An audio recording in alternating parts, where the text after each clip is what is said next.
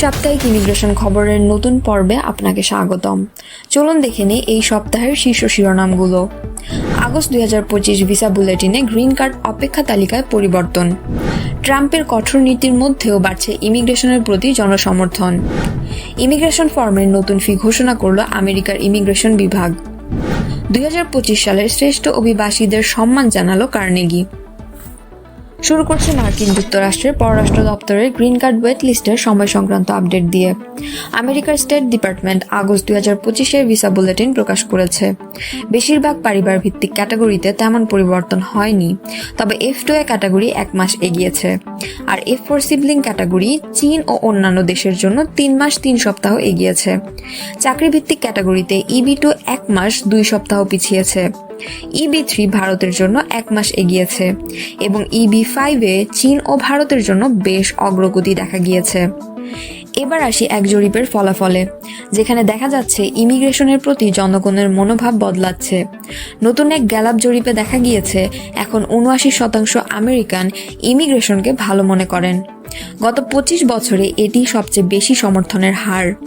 Republican এবং স্বতন্ত্র ভোটারদের মধ্যেও এই সমর্থন বেড়েছে। যারা ইমিগ্রেশন কমাতে চায় এমন রিপাবলিকানদের হার 88% থেকে কমে 48% নেমে এসেছে। বেশিরভাগ আমেরিকান এখন চায় অবৈধ অভিবাসীদের নাগরিক হওয়ার সুযোগ দেওয়া হোক।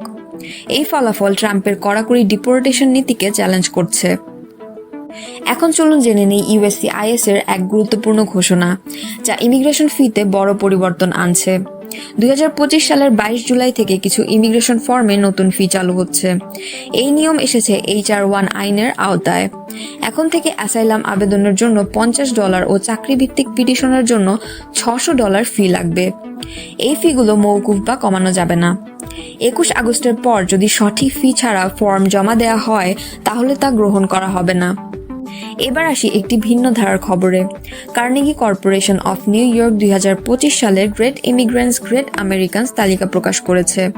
এবার 20 জন অভিবাসীকে সম্মান জানানো হয়েছে, যারা আমেরিকায় অসাধারণ অবদান রেখেছেন। তাদের মধ্যে আছেন জনস্বাস্থ্য কর্মী সান্দ্রা লেইসা লিন্সে, ব্যবসায়ী মিশেল কাং, টেক উদ্যোক্তা তোপ আউটোনা, নোবেল বিজয়ী মাউঞ্জি বাওয়েন্দি এবং সুরকার টানিয়া লেওন। তালিকায় বিজ্ঞান, স্বাস্থ্য, ব্যবসা এবং শিল্পক্ষেত্রের অবদানের জন্য তাদের স্বীকৃতি দেওয়া হয়েছে। ধন্যবাদ আমাদের সাথে থাকার জন্য। এই ছিল এই সপ্তাহের ইমিগ্রেশন সম্পর্কিত সকল খবরাখবর। আবার দেখা হবে পরবর্তী পর্বে।